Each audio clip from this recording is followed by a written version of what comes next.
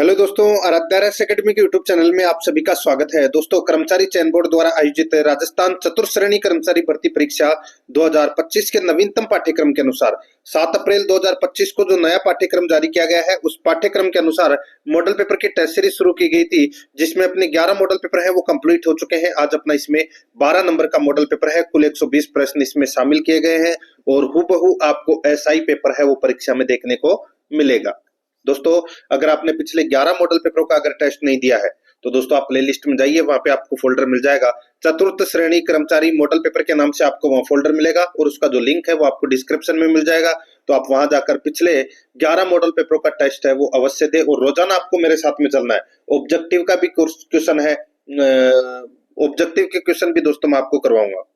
पद 53,749 है। इतनी बड़ी भर्ती परीक्षा आपको शायद ही भविष्य में देखने को मिले, इसलिए जी जान आपको लगानी है। ये देखिए, ये संशोधित पाठ्यक्रम है जिसमें देखिए 120 प्रश्न पूछे जाएंगे। 70 प्रश्न जीके के, हिंदी के 20 प्रश्न, अंग्रेजी के 15 प्रश्न और 15 प्रश्न गणित के। ठीक है।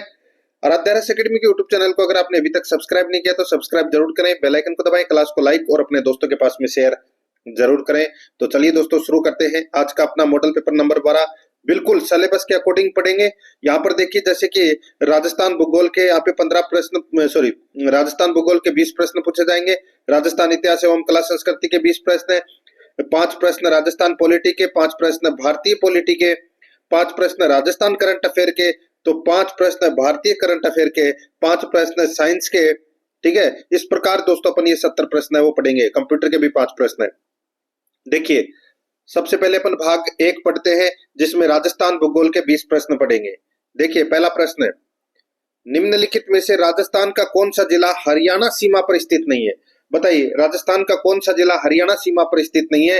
तो दोस्तों इसका राइट आंसर हो जाएगा वो है, देखिए, गंगानगर नहीं है, झुंझुनू है, हनुमानगढ़ है, चूरू है। इनके अलावा दोस्तों मैं आपको बताऊं, राजस्थान के 8 जिले ऐसे हैं जो हरियाणा के साथ में सीमा बनाते हैं। ठीक है दोस्तों, number 1 Hanumangarh, number 2 Churu, number 3 Sikar, number 4 Jhunjhunu, number 5 Kotputli Behror, number 6 Khairthal Tijara, number 7 Alwar और नंबर 8 डीग। ठीक है। यहाँ पर इसका राइट आंसर क्या हो जाएगा? गंगानगर नहीं है दोस्तों सीमा पर स्थित। ये नंबर है ऑप्शन बिल्कुल सही। और 1262 किलोमीटर की दोस्तों सीमा बनाता है हरियाणा, तो ये भी आपको याद रखना है। ए नंबर का ऑप्शन बिल्कुल सही उत्तर हो जाएगा। सेकंड नंबर का प्रश्न इसमें देखिए, निम्नलिखित में से राजस्थान का कितना भूभाग क्षेत्रफल की दृष्टि से मरुस्थल के अंतर्गत आता है? निम्नलिखित में से राजस्थान का कितना भूभाग क्षेत्रफल की दृष्टि से मरुस्थल के अंतर्गत आता है? तो यहाँ पर इसका राइट आंसर हो जाएगा वो है दोस्तों लगभग 2/3।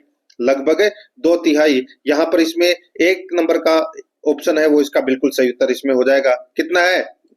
61.11% है। राजस्थान के कुल क्षेत्रफल का मरुस्थलीय प्रदेश 61.11% है, यानी कि लगभग 2/3। सही उत्तर इसमें ए नंबर ऑप्शन बिल्कुल सही उत्तर हो जाएगा। नेक्स्ट आगे देखिए, 3 नंबर प्रश्न है, राजस्थान के निम्नलिखित में से किस जिले में बालसमंद झील स्थित है? बताइए, बालसमंद झील है वो कहां पर स्थित है? राइट आंसर हो जाएगा ये मंडोर जोधपुर में स्थित है दोस्तों। सी नंबर का जो ऑप्शन है वो इसका बिल्कुल सही उत्तर हो जाएगा। और इसका निर्माण है वो किसने करवाया था? दोस्तों प्रतिहार शासक है बालक राव प्रतिहार ने करवाया था दोस्तों इस झील का निर्माण। ठीक है। तो यहाँ पर इसमें सी नंबर का ऑप्शन बिल्कुल सही। 4 नंबर का प्रश्न इसमें देखिए, निम्नलिखित में से वह नदी कौन सी है जिसका उद्गम सेवर की पहाड़ियों से होता है? सेवर की पहाड़ी से दोस्तों कौन सी नदी का उद्गम होता है? तो इसका राइट आंसर हो जाएगा वो है दोस्तों साबी नदी का उद्गम होता है सेवर की पहाड़ी से। यहाँ पर डी नंबर का जो ऑप्शन है वो इसका बिल्कुल सही उत्तर इसमें हो जाएगा। और इसका जो प्रवाह क्षेत्र है वो जयपुर कोटपुतली बेरोड खैरतल तिजारा है। ठीक है। यहाँ पर इसका right answer D number option बिल्कुल सही। 5 नंबर का प्रश्न इसमें देखिए, राजस्थान की जलवायु के बारे में निम्नलिखित कथनों पर विचार कीजिए। राजस्थान की जलवायु के बारे में निम्नलिखित कथनों पर क्या करना है? विचार करना है। यहाँ पर देखिए दोस्तों, कथन 1 देखिए, राजस्थान में जून के अंत तक अथवा जुलाई के प्रथम सप्ताह में मानसून दस्तक दे देता है। बताइए दोस्तों, राजस्थान में जून के अंत तक अथवा जुलाई के प्रथम सप्ताह तक मानसून दस्तक दे देता है। तो दोस्तों ये जो कथन दे रखा है ये कथन बिल्कुल सही है। दूसरा देखिए, कथन में यहाँ पे इस मानसून का प्रभाव राज्य में क्रमिक रूप से दक्षिण पूर्वी भाग वह पूर्वी राजस्थान में होता है। तो दोस्तों ये भी बिल्कुल सही है। दोनों के दोनों कथन है दोस्तों, इसमें क्या है, सही है। तो यहाँ पर इसका राइट आंसर क्या हो जाएगा, बी नंबर का ऑप्शन बिल्कुल सही। कथन 1 और कथन 2 दोनों सही है। 6 नंबर का प्रश्न है, इसमें देखिए, निम्नलिखित में से किस मृदा को रेह, कल्लर तथा उर्सर आदि उपनामों से जाना जाता है। निम्नलिखित में से किस मृदा को रेह, कल्लर तथा उर्सर आदि उपनामों से जाना जाता है। तो यहाँ पर इसका राइट आंसर क्या हो जाएगा दोस्तों, यहाँ पर देखिए, रेह, कल्लर, उर्सर, तो इसका राइट आंसर हो जाएगा दोस्तों वो है लवणीय मृदा। लवणीय मृदा को दोस्तों रेह, कल्लर और उर्सर के नाम से जाना जाता है। तो यहाँ पर इसमें सी नंबर का जो ऑप्शन है वो इसका बिल्कुल सही उत्तर हो जाएगा। नेक्स्ट आगे देखिए दोस्तों, यहाँ पे 7 नंबर का प्रश्न है, डूंगरपुर व बांसवाड़ा के मध्य के भूभाग को किस नाम से जाना जाता है। दोस्तों डूंगरपुर और बांसवाड़ा के मध्य के भूभाग को दोस्तों मेवल के नाम से जाना जाता है। सॉरी, यहाँ पे देखिए, डूंगरपुर और बांसवाड़ा के मध्य के भूभाग को दोस्तों मेवल के नाम से जाना जाता है। ठीक है, और मेवल ऑप्शन में नहीं है तो दोस्तों आपको वागड़ के नाम से भी जाना जाता है। दोस्तों याद रखना, डूंगरपुर और बांसवाड़ा के मध्य भाग को दोस्तों मेवल के नाम से भी जाना जाता है, और डूंगरपुर व बांसवाड़ा के का जो क्षेत्र है, ठीक है, उसको वागड़ के नाम से भी जाना जाता है। यहाँ पर मेवल ऑप्शन में नहीं दे रखा, तो यहाँ पर ए नंबर का ऑप्शन बिल्कुल सही उत्तर हो जाएगा, वागड़। नेक्स्ट आगे देखिए, 8 नंबर का प्रश्न है, राजस्थान में मुकुंदरा हिल्स राष्ट्रीय उद्यान का विस्तार किन जिलों में स्थित है। मुकुंदरा हिल्स राष्ट्रीय उद्यान का जो विस्तार है वो दोस्तों किन जिलों में स्थित है। तो यहाँ पर इसका राइट आंसर हो जाएगा वो है दोस्तों ये जो कोटा और चित्तौड़गढ़, कोटा चित्तौड़गढ़। मुकुंदरा हिल्स राष्ट्रीय उद्यान का जो विस्तार है वो दोस्तों इसका राइट आंसर हो जाएगा वो है इसमें कोटा चित्तौड़गढ़। तो यहाँ पर इसका सही उत्तर हो जाएगा सी नंबर का जो ऑप्शन है वो इसका बिल्कुल सही, कोटा चित्तौड़गढ़। नेक्स्ट आगे देखिए, यहाँ पे 9 नंबर का प्रश्न है, राजस्थान में जनगणना 2011 के अनुसार सर्वाधिक ग्रामीण लिंगानुपात वाला जिला कौन सा है। सर्वाधिक लिंगानुपात वाला जिला है वो कौन सा है। तो दोस्तों इसका राइट आंसर हो जाएगा, लिंगानुपात की मैं यहाँ पे बात करूं तो दोस्तों वो है पाली। पाली जिले का जो लिंगानुपात है वो दोस्तों सबसे ज्यादा लिंगानुपात है, ग्रामीण लिंगानुपात की अगर मैं यहाँ पे बात कर रहा हूँ तो। ठीक है, तो यहाँ पर इसका राइट आंसर क्या हो जाएगा, पाली। और राजस्थान का लिंगानुपात कितना है तो दोस्तों 928, और ग्रामीण लिंगानुपात कितना है 933, शहरी लिंगानुपात कितना है 914। ये भी आपको याद रखना है। यहाँ पर ए नंबर का ऑप्शन बिल्कुल सही उत्तर हो जाएगा। 10 नंबर का प्रश्न इसमें देखिए, राजस्थान में सहायता विभाग का नाम कब बदला गया और उसे नया नाम क्या दिया गया है। बताइए, राजस्थान में सहायता विभाग का नाम कब बदला गया और उसे नया नाम है वो क्या दिया गया था। तो यहाँ पर इसका राइट आंसर हो जाएगा दोस्तों, उसे नया नाम है ये 30 अक्टूबर 2003 को आपदा प्रबंधन एवं सहायता विभाग नाम है वो दिया गया। यहाँ पर सी नंबर का जो ऑप्शन है वो इसका बिल्कुल सही उत्तर इसमें हो जाएगा। अब देखिए दोस्तों, यहाँ पे 11 नंबर का प्रश्न है, गोडवाड़ प्रदेश किससे संबंधित है। बताइए दोस्तों, गोडवाड़ प्रदेश है वो किससे संबंधित है। 4 ऑप्शन दोस्तों आपके सामने है, यहाँ पे बेसिन दे रखा है। ठीक है, तो यहाँ पर इसका जो राइट आंसर हो जाएगा दोस्तों वो है इसमें ये लूणी जवाई बेसिन का भाग है दोस्तों, यानी कि लूणी जवाई बेसिन से संबंधित है। यहाँ पर 6 नंबर का जो ऑप्शन है वो इसका बिल्कुल सही उत्तर इसमें हो जाएगा, याद रखना। आगे देखिए दोस्तों, यहाँ पे 12 नंबर का प्रश्न है, निम्नलिखित में से कौन सा पश्चिमी मरु प्रदेश का उप प्रदेश नहीं है। बताइए कौन सा पश्चिमी मरु प्रदेश का उप प्रदेश नहीं है। तो वो है दोस्तों मध्य माही एवं छप्पन बेसिन। मध्य माही एवं छप्पन बेसिन ये पश्चिमी मरु प्रदेश का उप प्रदेश है, वो नहीं है। ठीक है, तो यहाँ पर इसका राइट आंसर क्या हो जाएगा, ए नंबर का जो ऑप्शन है वो इसका बिल्कुल सही उत्तर इसमें हो जाएगा। ये पूर्वी मैदानी भाग का हिस्सा है, ए नंबर ऑप्शन सही। आगे देखिए, यहाँ पे 13 नंबर का प्रश्न है, निम्नलिखित कथनों में से कौन सा कथन सही नहीं है वो दोस्तों अपने को यहाँ पर बताना है। निम्नलिखित में से कौन सा कथन सही नहीं है वो दोस्तों बताना है। बहुत ही अच्छा प्रश्न आप इसको कह सकते हैं। देखिए दोस्तों, यहाँ पे देखिए, राजसमंद झील का निर्माण महाराणा राज सिंह ने करवाया था। राजसमंद झील का निर्माण है वो महाराणा राज सिंह ने करवाया था। तो दोस्तों बिल्कुल सही बात है। ठीक है, झील का निर्माण कार्य 1662 ईस्वी में पूरा हो गया था। तो दोस्तों बिल्कुल सही है। 1662 ईस्वी में अकाल राहत कार्यों के लिए दोस्तों गोमती नदी पर बांध बनाकर राजसमंद झील का है वो निर्माण करवाया गया था। बिल्कुल सही है। इस झील का मुख्य रूप से बाणगंगा नदी से जल प्राप्त करती है। दोस्तों ये बाणगंगा नदी से जल प्राप्त करती है, तो ये कथन है वो दोस्तों क्या हो जाएगा, गलत हो जाएगा। मैंने आपको क्या बताया कि गोमती नदी पर बांध बनाकर इस झील का निर्माण है वो करवाया गया था, तो ये कथन गलत हो जाएगा।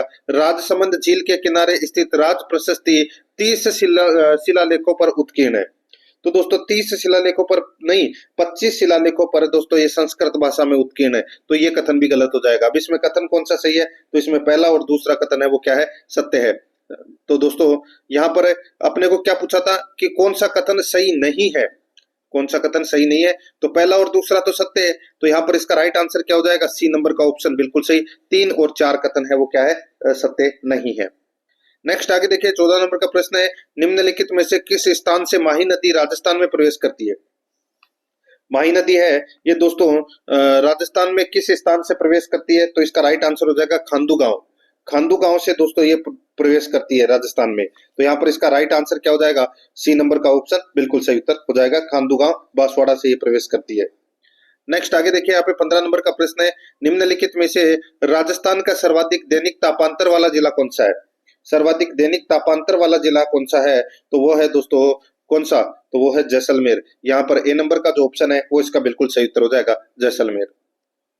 16 नंबर का प्रश्न है, इसमें देखिए निम्नलिखित में से बनास नदी क्षेत्र में किस मृदा का विस्तार पाया जाता है। बनास नदी क्षेत्र में कौन सी मृदा का विस्तार पाया जाता है, राइट आंसर हो जाएगा दोस्तों इसमें भूरी मिट्टी का जो विस्तार है वो पाया जाता है। यहाँ पर डी नंबर का ऑप्शन बिल्कुल सही उत्तर इसमें हो जाएगा, याद रखना। नेक्स्ट आगे देखिए 17 नंबर का प्रश्न है, राष्ट्रीय मरु उद्यान का विस्तार किन जिलों में। राष्ट्रीय मरु उद्यान का जो विस्तार है वो दोस्तों किन जिलों में है, तो ये जैसलमेर और बाड़मेर में है, ये तो सभी को पता होगा। तो यहाँ पर इसमें राइट आंसर है बी नंबर का जो ऑप्शन है वो इसका बिल्कुल सही उत्तर इसमें हो जाएगा। अभ्यारण्य का जो दर्जा है वो दोस्तों 1981 में दिया गया था। नेक्स्ट आगे देखिए दोस्तों यहाँ पे 18 नंबर का प्रश्न है, इंदिरा गांधी नहर परियोजना से संबंधित निम्नलिखित लिफ्ट नहर व लाभान्वित जिलों का कौन सा युग्म सही सुमेलित नहीं है। इंदिरा गांधी नहर परियोजना से संबंधित निम्नलिखित लिफ्ट नहर व लाभान्वित जिलों का कौन सा युग्म सही नहीं है, वो दोस्तों अपने को यहाँ पर बताना है। दोस्तों यहाँ पर देखिए श्री कुंवर सिंह लिफ्ट नहर गंगानगर बीकानेर, गंगानगर बीकानेर। तो दोस्तों देखिए इंदिरा गांधी नहर परियोजना से संबंधित लिफ्ट नहर और लाभान्वित जिलों का कौन सा युग्म सही नहीं है पूछा है, ठीक है, नहीं है पूछा है। तो श्री कुंवर सिंह लिफ्ट नहर से गंगानगर और बीकानेर लाभान्वित होते हैं, बिल्कुल सही है। वीर तेजाजी लिफ्ट नहर से बीकानेर और जैसलमेर, ये गलत हो जाएगा दोस्तों। देखिए वीर तेजाजी लिफ्ट नहर है, इससे लाभान्वित जिला दोस्तों सिर्फ और सिर्फ बीकानेर होता है, जैसलमेर नहीं होता, और ये सबसे छोटी लिफ्ट नहर है। तो ये अपना बी नंबर का ऑप्शन राइट आंसर हो जाएगा, क्योंकि ये सही सुमेलित नहीं है।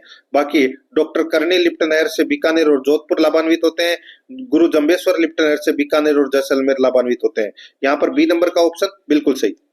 19 नंबर का प्रश्न, इसमें देखिए निम्नलिखित में से राजस्थान में नाल हवाई अड्डा किस जिले में स्थित है। नाल हवाई अड्डा कहाँ पर स्थित है, तो दोस्तों ये बीकानेर में स्थित है नाल हवाई अड्डा। यहाँ पर सी नंबर का ऑप्शन बिल्कुल सही उत्तर इसमें हो जाएगा। 20 नंबर का प्रश्न है, आपदा प्रबंधन एवं सहायता विभाग द्वारा प्रारंभ फूड स्टैंप योजना का मुख्य उद्देश्य क्या था। आपदा प्रबंधन एवं सहायता विभाग द्वारा प्रारंभ फूड स्टैंप योजना का मुख्य उद्देश्य क्या था, तो दोस्तों इसका मुख्य उद्देश्य था भूख से मृत्यु को रोकना, भूख से मृत्यु को रोकना। यहाँ पर इसमें बी नंबर का जो ऑप्शन है वो इसका बिल्कुल सही उत्तर इसमें हो जाएगा, भूख से मृत्यु को रोकना, ठीक है। और इसका जो क्रियान्वयन है वो खाद्य विभाग द्वारा किया जा रहा है। 2004 में दोस्तों ये योजना है वो शुरू की गई थी, आपदा एवं प्रबंधन एवं सहायता विभाग द्वारा फूड स्टैंप योजना। यहाँ पर बी नंबर का ऑप्शन बिल्कुल सही। अब दोस्तों अपन देखिए भाग 2 के अंदर राजस्थान इतिहास एवं कला संस्कृति के 20 प्रश्न है वो पढ़ेंगे, ठीक है। देखिए यहाँ पे 21 नंबर का प्रश्न है, भीलवाड़ा में कोठारी नदी के तट पर कौन सी सभ्यता अवस्थित है। बताइए कोठारी नदी पर दोस्तों कौन सी सभ्यता है वो स्थित है। तो यहाँ पर इसका जो राइट आंसर हो जाएगा दोस्तों, कोठारी नदी की अगर मैं यहाँ पे बात कर रहा हूँ तो दोस्तों बागोर सभ्यता इसका राइट आंसर हो जाएगा। कौन सी सभ्यता दोस्तों, बागोर सभ्यता। तो यहाँ पर इसका राइट आंसर है बी नंबर का जो ऑप्शन है वो इसका बिल्कुल सही, बागोर सभ्यता, ठीक है। नेक्स्ट 22 नंबर का प्रश्न है, इसमें देखिए कर्नल जेम्स टोड ने दिवेर के युद्ध को कहा था। बताइए कर्नल जेम्स टोड ने दिवेर के युद्ध को क्या कहा था। तो यहाँ पर इसका राइट आंसर हो जाएगा दोस्तों, दिवेर के युद्ध को मेवाड़ का मैराथन है वो कहा था। क्या कहा था? मेवाड़ का मैराथन। तो यहाँ पर इसका राइट आंसर हो जाएगा दोस्तों डी नंबर का जो ऑप्शन है वो इसका बिल्कुल सही, मेवाड़ का मैराथन। ठीक है, नेक्स्ट आगे देखिए दोस्तों, यहाँ पे दिवेर का युद्ध कब हुआ था? 1582 में। ठीक है, हरिभाऊ उपाध्याय द्वारा सस्ता साहित्य मंडल की स्थापना कब की गई थी? हरिभाऊ उपाध्याय द्वारा सस्ता साहित्य मंडल की स्थापना है वो कब की गई थी? दोस्तों इसका राइट आंसर हो जाएगा वो है वर्ष 1925 में। वर्ष 1925 में सस्ता साहित्य मंडल की स्थापना है वो की गई थी हरिभाऊ उपाध्याय द्वारा। ए नंबर ऑप्शन बिल्कुल सही। नेक्स्ट 24 नंबर का प्रश्न, इसमें देखिए, मारवाड़ के महाराजा अजीत सिंह ने 1715 ईस्वी में अपनी पुत्री इंद्र कुंवरी का विवाह है किस मुगल सम्राट के साथ हिंदू और मुस्लिम दोनों विधियों से किया था? तो यहाँ पर इसका राइट आंसर हो जाएगा वो है दोस्तों, बताइए किसके साथ विवाह किया था? तो इसका सही उत्तर हो जाएगा वो है फर्रुखियर।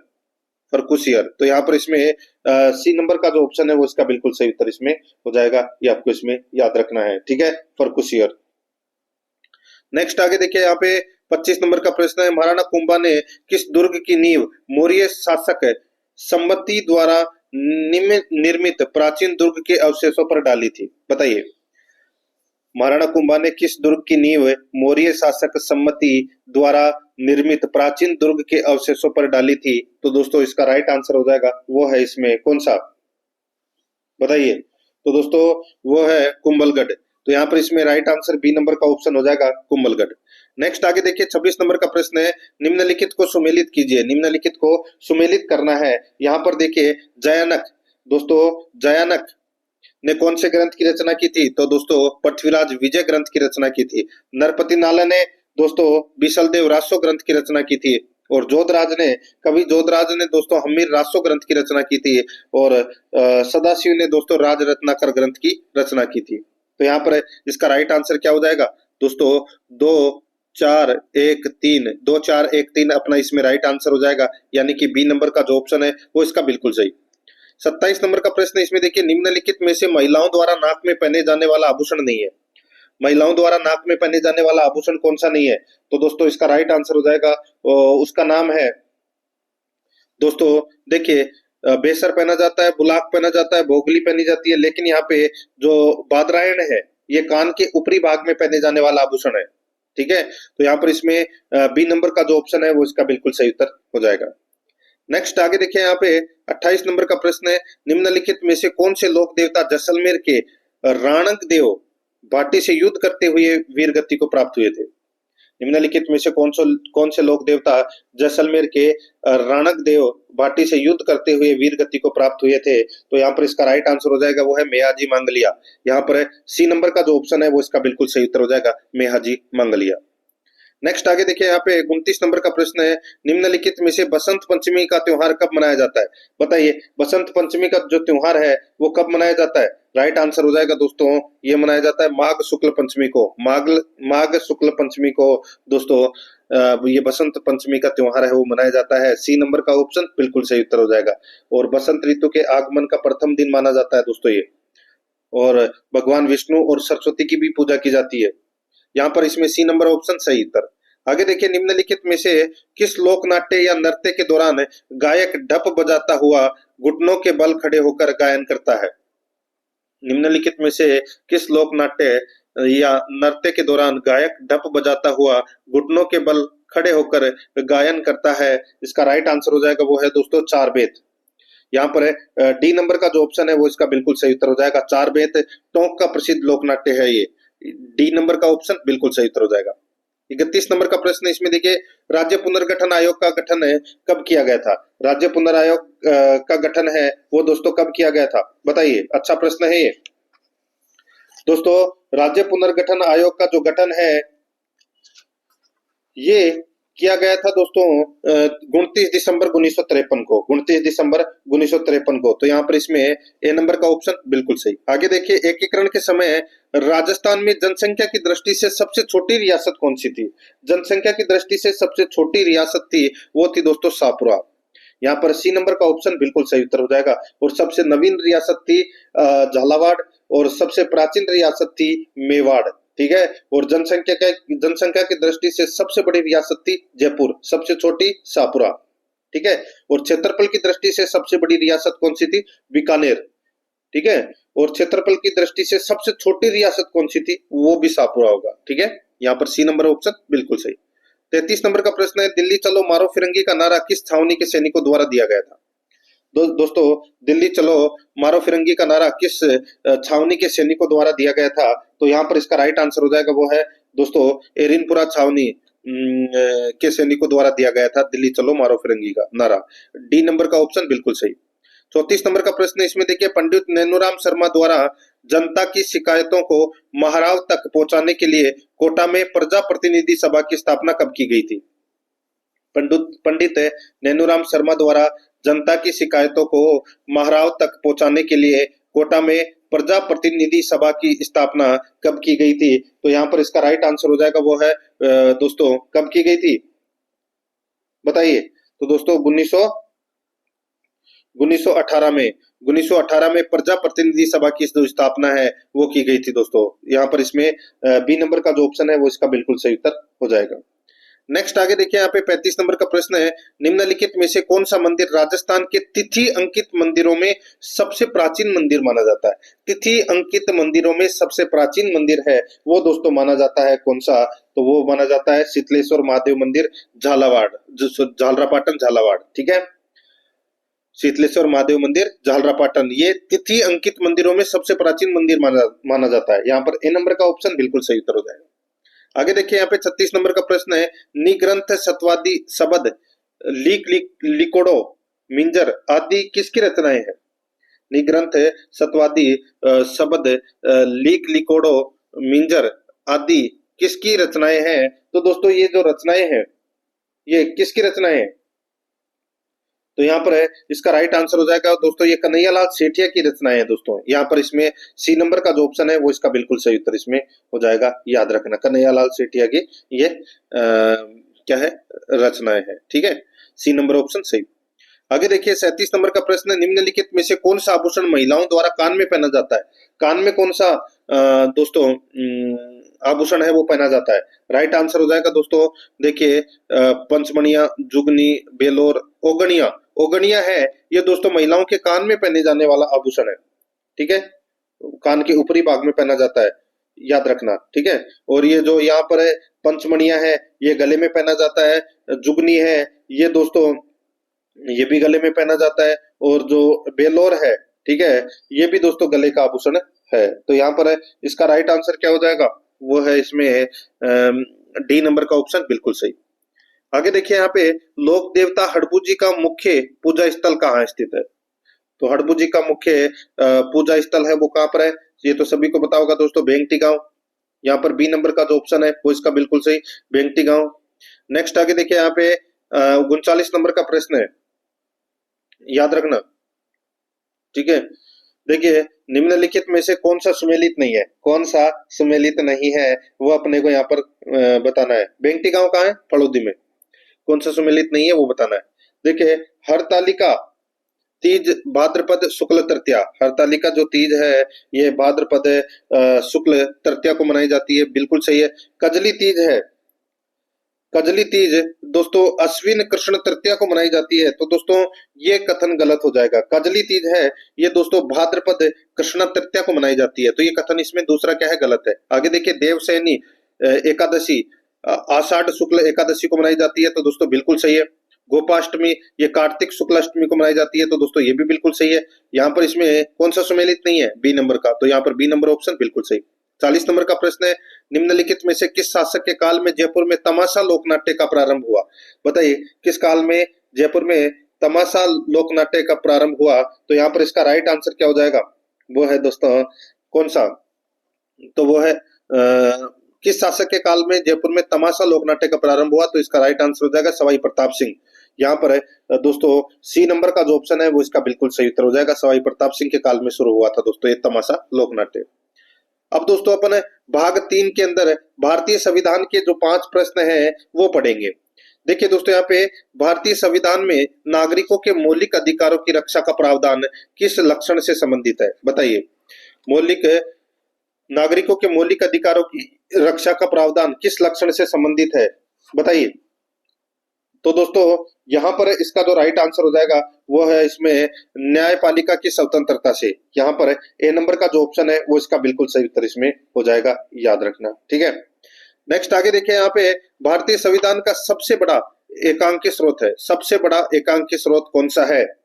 तो दोस्तों सबसे बड़ा एकांकी स्रोत है इसमें वो है गवर्नमेंट ऑफ इंडिया एक्ट 1935, यानी कि भारत शासन अधिनियम 1935। तो यहाँ पर इसमें डी नंबर का ऑप्शन बिल्कुल सही उत्तर हो जाएगा। सबसे ज्यादा चीजें वहीं से ली गई है 1935 के अधिनियम से। आगे देखिए 43 नंबर का प्रश्न है, संविधान के निम्नलिखित अनुच्छेदों में से किस एक के अंतर्गत संघ की कार्यपालिका शक्तियां राष्ट्रपति में निहित है? संघ की कार्यपालिका शक्ति राष्ट्रपति में निहित है, कौन से अनुच्छेद के तहत? तो दोस्तों इसका राइट आंसर हो जाएगा अनुच्छेद 53 के तहत।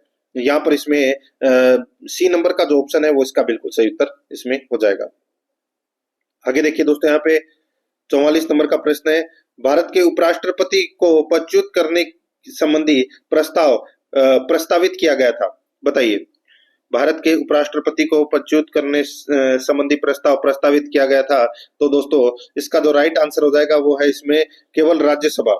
केवल राज्यसभा इसका राइट आंसर हो जाएगा, ठीक है दोस्तों। उपराष्ट्रपति को हटाने वाला प्रस्ताव सर्वप्रथम राज्यसभा में लाया जाता है और हटाने वाले प्रस्ताव पर चर्चा कराने से 14 दिन पूर्व उपराष्ट्रपति को सूचना भी देनी होती है। तो यहाँ पर इसका राइट आंसर हो जाएगा डी नंबर ऑप्शन बिल्कुल सही। आगे देखिए, यहाँ पे 45 नंबर का प्रश्न है, मंत्रिमंडल में सम्मिलित होते हैं। बताइए। मंत्रिमंडल में सम्मिलित होते हैं, तो मंत्रिमंडल में कौन सम्मिलित होते हैं? मंत्रिमंडल में दोस्तों केवल देखिए, मंत्रिमंडल में केवल कैबिनेट मंत्री है वो शामिल होते हैं, ठीक है, कैबिनेट मंत्री। तो यहाँ पर इसमें राइट आंसर हो जाएगा बी नंबर का ऑप्शन बिल्कुल सही। देखिए संविधान में 3 स्तर के मंत्रियों का उल्लेख है। नंबर 1 कैबिनेट मंत्री, दूसरे हैं राज्य मंत्री और तीसरे हैं उप मंत्री, ठीक है। तो यहाँ पे कैबिनेट मंत्री इसका राइट आंसर हो जाएगा बी नंबर ऑप्शन सही। नेक्स्ट आगे देखिए, अब अपन राजस्थान पॉलिटी के दोस्तों 5 प्रश्न है वो पढ़ेंगे। राजस्थान पॉलिटी के 5 प्रश्न है। इसमें देखिए संविधान के निर्वाचन के बारे में विधि के संरक्षण प्रश्न से संबंधित वाद पर विचार करने के लिए उच्चतम न्यायालय के न्यायाधीशों की संख्या कम से कम कितनी होनी चाहिए? बताइए। संविधान के निर्वाचन के बारे में विधि के संरक्षण प्रश्न से संबंधित वाद पर विचार करने के लिए उच्चतम न्यायालय के न्यायाधीशों की संख्या कम से कम कितनी होनी चाहिए? तो दोस्तों कम से कम कितनी होनी चाहिए? बताइए। तो दोस्तों कम से कम संख्या है वो 5 होनी चाहिए। तो यहाँ पर इसमें राइट आंसर क्या हो जाएगा? ए नंबर का ऑप्शन बिल्कुल सही 5। नेक्स्ट आगे देखिए, भारतीय संविधान का कौन सा अनुच्छेद किसी राज्य के राज्यपाल को समाधान करने की शक्ति प्रदान करता है? बताइए। राज्यपाल को समाधान करने की शक्ति कौन से अनुच्छेद में है? तो दोस्तों यह है अनुच्छेद 161 में। यहाँ पर सी नंबर का ऑप्शन बिल्कुल सही, अनुच्छेद 161 में। 48 नंबर का प्रश्न, इसमें देखिए मुख्यमंत्री के वेतन एवं भत्ते निर्धारित करता है। मुख्यमंत्री के वेतन एवं भत्ते निर्धारित करता है। तो यहाँ पर इसका राइट आंसर हो जाएगा दोस्तों वो है राज्य विधानमंडल। राज्य विधान मंडल। यहाँ पर सी नंबर का जो ऑप्शन है वो इसका बिल्कुल सही उत्तर हो जाएगा राज्य विधानमंडल। 49 नंबर प्रश्न है, इसमें देखिए निम्नलिखित में से कौन से राज्य की विधानसभा के सदस्यों की संख्या सर्वाधिक है? तो सर्वाधिक संख्या है वो दोस्तों उत्तर प्रदेश की है। कितनी है दोस्तों? 403। विधानसभा सदस्यों की संख्या 403 है। और पश्चिम बंगाल की है दोस्तों 294। महाराष्ट्र की है दोस्तों 288, ठीक है। और आंध्र प्रदेश की दोस्तों तो राजस्थान की बराबरी है, ठीक है। यहाँ पर इसका राइट आंसर क्या हो जाएगा? राजस्थान की कितनी है? 200। बिहार की कितनी है? 243। तो यहाँ पर इसका ये लोकसभा की सीटें हैं, ठीक है, इसको छोड़ दीजिए। तो यहाँ पर इसका राइट आंसर क्या हो जाएगा? ए नंबर का जो ऑप्शन है वो इसका बिल्कुल सही उत्तर इसमें हो जाएगा।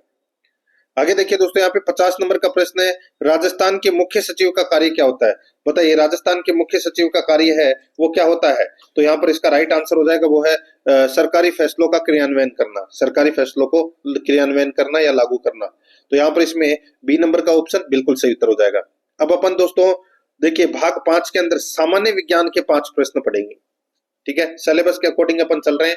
और दोस्तों आराध्या एकेडमी के यूट्यूब चैनल को अगर आपने अभी तक सब्सक्राइब नहीं किया तो चैनल को जरूर सब्सक्राइब कर लें, बेल आइकन को दबाएं ताकि नोटिफिकेशन है वो आपके पास में निरंतर पहुंचता रहे। और अगर आपने क्लास को लाइक नहीं किया है तो दोस्तों एक बार सभी के सभी मित्र हैं वो क्लास को लाइक जरूर करें और अपने दोस्तों के पास में शेयर जरूर करें। फेसबुक व्हाट्सएप ग्रुप पे लिंक को शेयर जरूर करना है, ठीक है। और अगर आपने पिछले मॉडल पेपर नहीं देखे हैं तो आप प्ले लिस्ट में जाइए, वहां पे आपको फोल्डर मिल जाएगा, चतुर्थ श्रेणी कर्मचारी मॉडल पेपर के नाम से वहां फोल्डर बना हुआ है, ठीक है। और उसका लिंक है वो आपको डिस्क्रिप्शन में भी मिल जाएगा। और दोस्तों साथ ही सिलेबस के अकॉर्डिंग अगर आपने ऑब्जेक्टिव क्लास नहीं देखी है तो अलग अलग फोल्डर बने हुए हैं, तो आप वहां जाकर दोस्तों प्ले लिस्ट में जाकर क्लासेस जरूर देखें, और उनका लिंक है वो आपको डिस्क्रिप्शन में भी मिल जाएगा। अब देखिए यहाँ पे अपन सामान्य विज्ञान के 5 प्रश्न पढ़ रहे हैं। यहाँ पर देखिए 51 नंबर प्रश्न है, मादा जनन तंत्र में प्राथमिक अंग है, मादा जनन तंत्र में प्राथमिक अंग है वो कौन सा है? तो दोस्तों वो है अंडाशय। तो यहाँ पर इसमें बी नंबर का जो ऑप्शन है वो इसका बिल्कुल सही उत्तर हो जाएगा। अंडाशय महिलाओं में प्राथमिक जनन अंग होते हैं, ठीक है। आगे देखिए यहाँ पे 52 नंबर का प्रश्न है, यदि कोई व्यक्ति 1.5 मीटर लंबा है तो उसे अपना पूरा प्रतिबिंब देखने के लिए न्यूनतम कितनी ऊंचाई का दर्पण चाहिए? यदि कोई व्यक्ति 1.5 मीटर लंबा है तो उसे अपना पूरा प्रतिबिंब देखने के लिए न्यूनतम कितनी ऊंचाई का दर्पण चाहिए? तो यहाँ पर इसका राइट आंसर हो जाएगा वो है दोस्तों इसमें 0.75 मीटर का दर्पण चाहिए दोस्तों, ठीक है, यानी कि आधा। तो यहाँ पर इसमें राइट आंसर हो जाएगा बी नंबर ऑप्शन सही। आगे देखिए यकृत में सूजन व संक्रमण लक्षण है, यकृत में सूजन एवं संक्रमण लक्षण है, तो दोस्तों ये किसका लक्षण है? तो इसका राइट आंसर क्या हो जाएगा? वो है दोस्तों यहाँ पर है ये हिपेटाइटिस का दोस्तों लक्षण है, ठीक है। तो यहाँ पर इसमें बी नंबर का जो ऑप्शन बिल्कुल सही उत्तर इसमें हो जाएगा। हिपेटाइटिस एक यकृत यानी कि लीवर से संबंधित बीमारी है, जिससे कि यकृत में सूजन और संक्रमण होता है। राइट आंसर इसमें बी नंबर ऑप्शन सही। आगे देखिए दोस्तों यहाँ पे 54 नंबर का प्रश्न है, लोहे पर लगने वाली जंग रासायनिक रूप से होती है, लोहे पर लगने वाली जंग रासायनिक रूप से होती है, तो दोस्तों ये होती है दोस्तों Fe2O3XH2O, ठीक है। यानी कि इसको अगर मैं सही लिखूं तो दोस्तों Fe2O3.XH2O, ठीक है। इसको बोलते हैं दोस्तों हाइड्रेटेड फेरिक ऑक्साइड। तो यहाँ पर इसमें राइट आंसर क्या हो जाएगा? बी नंबर का जो ऑप्शन है वो इसका बिल्कुल सही। नेक्स्ट आगे देखिए यहाँ पे 55 नंबर का प्रश्न है, पाइराइट को किस नाम से जाना जाता है? पाइराइट को किस नाम से जाना जाता है? तो दोस्तों पाइराइट को मूर्खों का सोना के नाम से जाना जाता है। यहाँ पर बी नंबर का जो ऑप्शन है वो इसका बिल्कुल सही उत्तर हो जाएगा, मूर्खों का सोना। दोस्तों अब देखिए यहाँ पे अपन कंप्यूटर से संबंधित जो 5 प्रश्न है वो पढ़ेंगे। देखिए निम्नलिखित में से कौन सा द्वितीयक मेमोरी का उदाहरण है? बताइए द्वितीयक मेमोरी का उदाहरण कौन सा है? तो दोस्तों इसका जो राइट आंसर हो जाएगा, द्वितीयक मेमोरी के बारे में पूछा गया है तो इसका राइट आंसर हो जाएगा वो है दोस्तों डीवीडी, ठीक है। डीवीडी इसका राइट आंसर इसमें हो जाएगा। ये दोस्तों द्वितीयक मेमोरी का ये उदाहरण है, ठीक है। सी नंबर ऑप्शन बिल्कुल सही इसमें हो जाएगा, ठीक है। वैसे प्राथमिक मेमोरी के प्रकार है रैम, रोम और कैश मेमोरी, लेकिन यहाँ पे द्वितीयक मेमोरी के बारे में पूछा गया है तो डीवीडी इसका राइट आंसर हो जाएगा। नेक्स्ट आगे देखिए यहाँ पे 57 नंबर प्रश्न है, भारत में सबसे पहले इंटरनेट की सेवा कब शुरू हुई थी? भारत में सबसे पहले इंटरनेट की सेवा है वो कब शुरू हुई थी? दोस्तों ये शुरू हुई थी 15 अगस्त 1995 को, 15 अगस्त 1995 को। यहाँ पर डी नंबर का जो ऑप्शन है वो इसका बिल्कुल सही उत्तर इसमें हो जाएगा। आगे देखिए दोस्तों यहाँ पे 58 नंबर का प्रश्न है, निम्नलिखित में से उच्च स्तरीय जावा भाषा के खोजकर्ता कौन है? निम्नलिखित में से उच्च स्तरीय जावा भाषा के खोजकर्ता कौन है? तो यहाँ पर इसका राइट आंसर क्या हो जाएगा? वो है दोस्तों जेम्स गोसलिन, जेम्स गोसलिन। तो यहाँ पर इसमें ए नंबर का ऑप्शन बिल्कुल सही उत्तर इसमें हो जाएगा, जेम्स गोसलिन, ठीक है, याद रखना जेम्स गोसलिन। नेक्स्ट आगे देखिए दोस्तों यहाँ पे 59 नंबर का प्रश्न है, देखिए कर्निंग और स्केलिंग का प्रयोग कंप्यूटर के किस सॉफ्टवेयर में किया जाता है? कर्निंग और स्केलिंग का प्रयोग कंप्यूटर के किस सॉफ्टवेयर में किया जाता है? तो इसका जो राइट आंसर हो जाएगा वो है दोस्तों इसमें कौन सा? तो दोस्तों इसका जो बिल्कुल सही उत्तर हो जाएगा वो है इसमें कौन सा? बताइए। तो वो है एडोब फोटोशॉप। एडोब फोटोशॉप में दोस्तों कर्निंग और स्केलिंग का प्रयोग है वो किया जाता है। तो यहाँ पर इसका राइट आंसर क्या हो जाएगा? बी नंबर का जो ऑप्शन है वो इसका बिल्कुल सही। 60 नंबर का प्रश्न इसमें देखिए, माइक्रोसॉफ्ट वर्ड में फॉन्ट डायलॉग बॉक्स खोलने के लिए किस शॉर्टकट का उपयोग किया जाता है? माइक्रोसॉफ्ट वर्ड में फ़ॉन्ट डायलॉग बॉक्स खोलने के लिए किस शॉर्टकट का उपयोग किया जाता है? तो यहाँ पर इसका राइट आंसर हो जाएगा वो है Ctrl+D। यहाँ पर सी नंबर का जो ऑप्शन है वो इसका बिल्कुल सही उत्तर हो जाएगा, Ctrl+D, सी नंबर ऑप्शन सही। अब दोस्तों अपन देखिए करंट अफेयर से संबंधित 5 प्रश्न है वो पढ़ेंगे। करंट अफेयर से संबंधित 5 प्रश्न है। यहाँ पर देखिए दोस्तों, इसमें ये जो राजस्थान के करंट अफेयर अलग पढ़ रहे हैं और अपन भारत और विश्व के करंट अफेयर के प्रश्न है वो अपन अलग पढ़ रहे हैं। यहाँ पर देखिए दोस्तों 61 नंबर का प्रश्न है, आपदा जोखिम चेतावनी प्रणाली KAWACHAM का शुभारंभ किस राज्य ने किया है? बताइए दोस्तों, इसका जो राइट आंसर हो जाएगा वो क्या हो जाएगा? बहुत ही अच्छा प्रश्न है दोस्तों ये। तो दोस्तों KAWACHAM यानी कि दोस्तों कवचम का उद्घाटन किया था दोस्तों 21 जनवरी 2025 को और केरल के मुख्यमंत्री पिनाराई विजयन ने। ठीक है, तो यहाँ पर इसका राइट आंसर हो जाएगा केरल। ए नंबर का जो ऑप्शन है इसका बिल्कुल सही उत्तर इसमें हो जाएगा। आगे देखिए 62 नंबर का प्रश्न है, 10,000 रुपए की वित्तीय सहायता वाली दीनदयाल उपाध्याय भूमिहीन कृषि मजदूर कल्याण योजना किस राज्य ने प्रारंभ की है? बताइए 10,000 रुपए की वित्तीय सहायता वाली दीनदयाल उपाध्याय भूमिहीन कृषि मजदूर कल्याण योजना किस राज्य ने प्रारंभ की है? तो इसका राइट आंसर हो जाएगा वो है दोस्तों, ये प्रारंभ की है छत्तीसगढ़ में। ठीक है, छत्तीसगढ़ के मुख्यमंत्री विष्णुदेव साय ने दोस्तों ये योजना है वो शुरू की है। तो यहाँ पर इसका राइट आंसर हो जाएगा बी नंबर का ऑप्शन बिल्कुल सही। आगे देखिए, प्रतिवर्ष दुनिया भर में विश्व कैंसर दिवस कब मनाया जाता है? विश्व कैंसर दिवस है वो कब मनाया जाता है? राइट आंसर हो जाएगा ये दोस्तों प्रतिवर्ष 4 फरवरी को मनाया जाता है दोस्तों ये। यहाँ पर सी नंबर का ऑप्शन बिल्कुल सही उत्तर हो जाएगा। आगे देखिए, बनारस हिंदू विश्वविद्यालय के शोधकर्ताओं द्वारा खोजी गई एपिकोकम इंडिकम का संबंध किससे है? बनारस हिंदू विश्वविद्यालय के शोधकर्ताओं द्वारा खोजी गई एपिकोकम इंडिकम का संबंध किससे है? इसका जो राइट आंसर हो जाएगा वो है दोस्तों ये इसका जो संबंध है वो दोस्तों फंगी से है। क्या किससे है? फंगी से। तो यहाँ पर इसमें राइट आंसर क्या हो जाएगा? बी नंबर का जो ऑप्शन है वो इसका बिल्कुल सही उत्तर इसमें हो जाएगा, याद रखना। ठीक है, आगे देखिए दोस्तों यहाँ पे 65 नंबर का प्रश्न है, झारखंड के 14वें मुख्यमंत्री की शपथ किसने ली? झारखंड के 14वें मुख्यमंत्री की शपथ है वो किसने ली? तो वो ली हेमंत सोरेन ने। यहाँ पर ए नंबर का ऑप्शन बिल्कुल सही उत्तर हो जाएगा इसमें। आगे देखिए, अब अपन राजस्थान करंट अफेयर के 5 प्रश्न पढ़ेंगे दोस्तों। 8वां नंबर का ये भाग है। देखिए, भीलवाड़ा जिले में किस हवाई पट्टी को विकसित करते हुए फ्लाइंग स्कूल खोला जाएगा? तो दोस्तों इसका राइट आंसर हो जाएगा भीलवाड़ा जिले में किस हवाई पट्टी को विकसित करते हुए फ्लाइंग स्कूल खोला जाएगा? राइट आंसर हो जाएगा हमीरगढ़ हवाई पट्टी। यहाँ पर इसमें राइट आंसर हो जाएगा 6 नंबर का ऑप्शन बिल्कुल सही। 67 नंबर का प्रश्न है, इसमें देखिए राजस्थान यूनिवर्सिटीज अमेंडमेंट बिल 2024 के तहत कुलपति को किस नाम से संबोधित किया जाएगा? राजस्थान यूनिवर्सिटीज अमेंडमेंट बिल 2024 के तहत कुलपति को किस नाम से संबोधित किया जाएगा? तो यहाँ पर इसका राइट आंसर हो जाएगा, ये तो सभी को पता होगा दोस्तों, कुलपति को दोस्तों कुलगुरु के नाम से संबोधित किया जाएगा। यहाँ पर इसमें ए नंबर का ऑप्शन बिल्कुल सही उत्तर हो जाएगा। नेक्स्ट आगे देखिए, आयुर्वेदिक पांडुलिपियों के लिए किस संस्थान को देश की पहली नोडल एजेंसी बनाया गया है?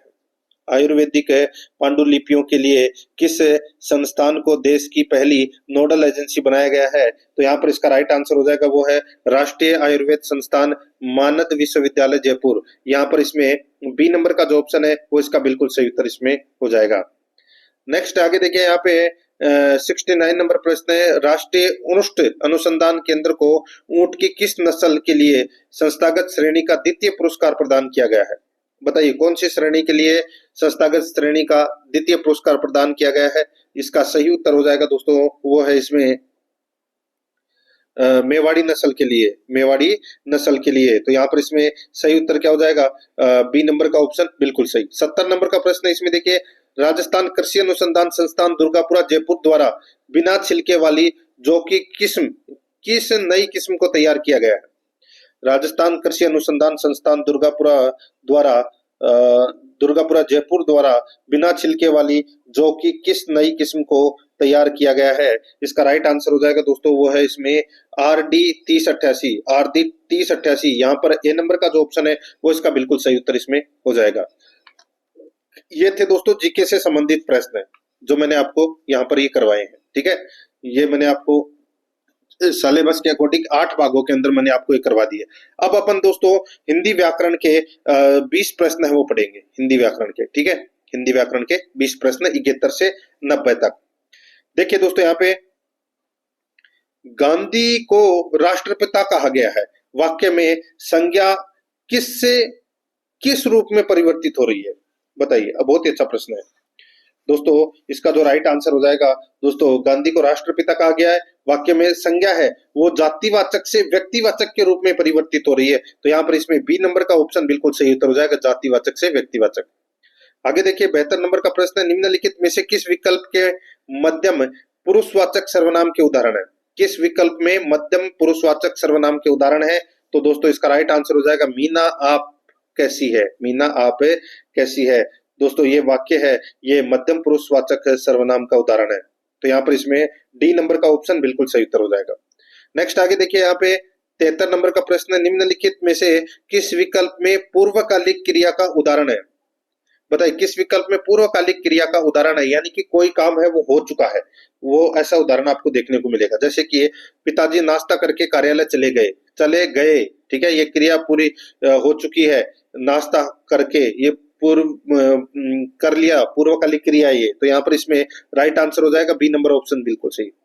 आगे देखिए, दूसरों के हाथ में गया हुआ वाक्यांश के लिए उचित शब्द होगा। दूसरों के हाथ में गया हुआ, तो दोस्तों उसको बोलते हैं हस्तांतरित, हस्तांतरित बोलते हैं। ठीक है, हस्तांतरित।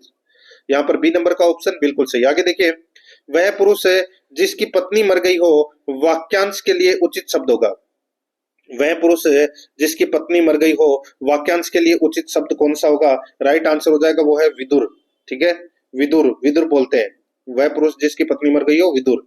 तो यहाँ पर इसका राइट आंसर हो जाएगा ए नंबर का ऑप्शन बिल्कुल सही। आगे देखिए, निम्नलिखित में से किस विकल्प में संज्ञा से बना विशेषण नहीं है। बताइए किस विकल्प में संज्ञा से बना विशेषण नहीं है। तो इसका राइट आंसर हो जाएगा वो है दोस्तों, यहाँ पे देखिए तेजी, तेजी है, तेजी अवयव से बनी भाववाचक संज्ञा है। ठीक है, तेज से, तेज अवयव से बनी भाववाचक संज्ञा तेजी हो जाएगा। तो यहाँ पर ये अवयव से बनी है, बाकी तीनों विशेषण से बनी है। ठीक है, अर्थ, कपट और पुष्टि। तो यहाँ पर इसमें सी नंबर का ऑप्शन बिल्कुल सही। आगे देखिए, निम्नलिखित में से किस विकल्प में सार्वनामिक विशेषण का उदाहरण है। बताइए सार्वनामिक विशेषण का उदाहरण है, यानी कि दोस्तों इशारा करके बताएगा। देखिए कोई से भी, तो दोस्तों इसका राइट आंसर हो जाएगा वह लड़का मेरा भाई है, वह लड़का मेरा भाई है। तो यहाँ पर इसमें ये क्या है, सार्वनामिक विशेषण का उदाहरण है। डी नंबर का ऑप्शन बिल्कुल सही। आगे देखिए, यहाँ पे 78 नंबर का प्रश्न, निम्नलिखित में से अशुद्ध शब्द है।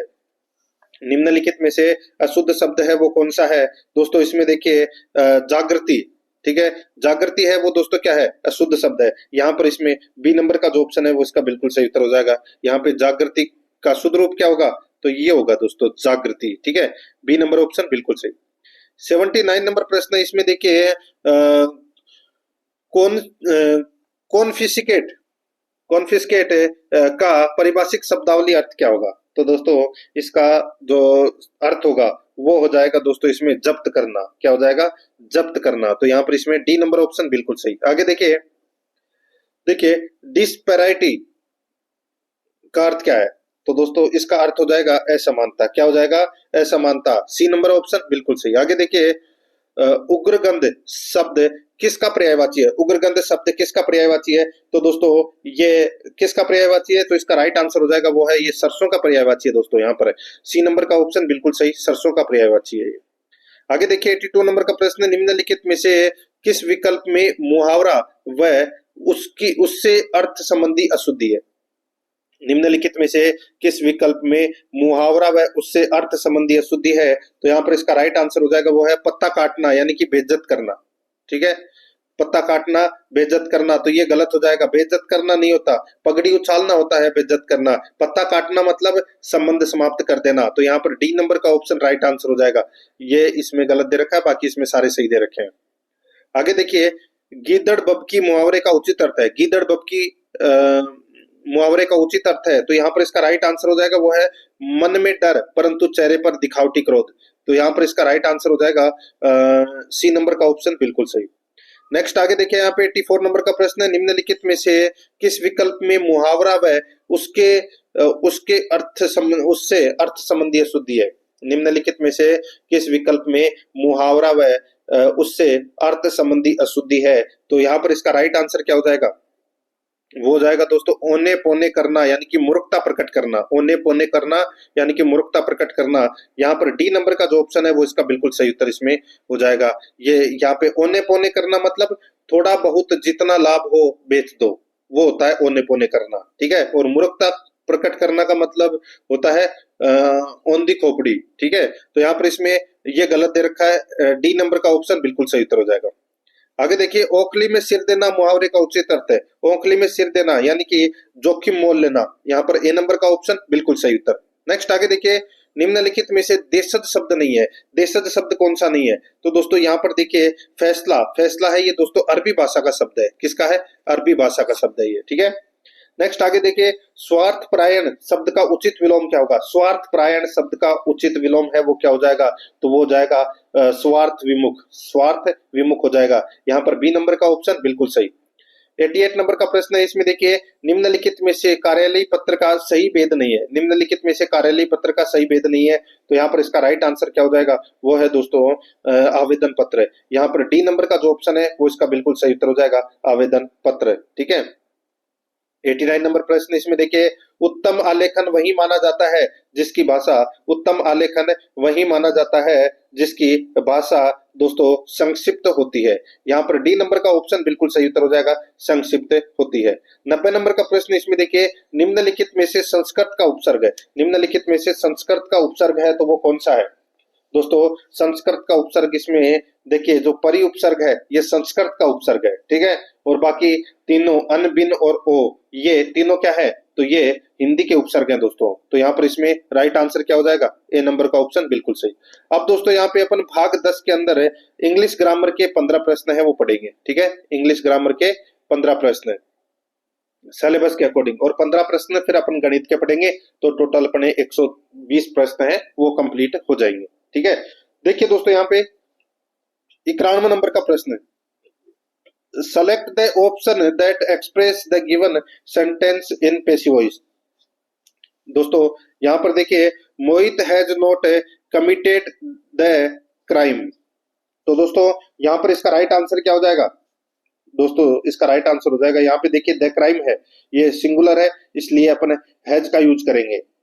तो यहाँ पर पैसिव वॉइस बनाते समय हम बीन का यूज है वो करेंगे। तो यहाँ पर इसका राइट आंसर क्या हो जाएगा दोस्तों, देखिए the crime has not been committed by Mohit. तो यहाँ पर इसमें सी नंबर का ऑप्शन बिल्कुल सही उत्तर हो जाएगा। आगे देखिए select the correct sentence. Select the correct sentence है वो अपने को यहाँ पर बताना है दोस्तों। इसमें देखिए करेक्ट सेंटेंस है इसमें द, देखिए the participants of the competition are waiting for their turn courageously. तो यहाँ पर इसमें राइट आंसर क्या हो जाएगा, बी नंबर का जो ऑप्शन है वो इसका बिल्कुल सही, ये बिल्कुल करेक्ट सेंटेंस है। आगे देखिए यहाँ पे दोस्तों 93 नंबर का प्रश्न है, Lucy like to television in the afternoon after school. बताइए खालिस्तान में क्या आएगा दोस्तों। यहाँ पर देखिए इसका राइट आंसर आ जाएगा watch, I like to watch television, यानी कि Lucy like to watch television. तो यहाँ पर इसमें सी नंबर का ऑप्शन बिल्कुल सही। आगे देखिए यहाँ पे गो है वो वर्ब दे रखी है। देखिए Ram generally for a walk every morning even now. तो बताइए, तो दोस्तों यहाँ पर इसका राइट आंसर हो जाएगा, यहाँ पे देखिए जनरली और यहाँ पर एवरी मॉर्निंग है, ठीक है। ये दोस्तों क्या है, हैबिचुअल एक्शन शो करते हैं, ठीक है। तो इसके लिए सिंपल प्रेजेंट टेंस का उपयोग होगा। तो यहाँ पर इसका राइट आंसर हो जाएगा गोज का प्रयोग होगा दोस्तों यहाँ पर, ठीक है। तो यहाँ पर है सी नंबर का ऑप्शन बिल्कुल सही उत्तर इसमें हो जाएगा, याद रखना।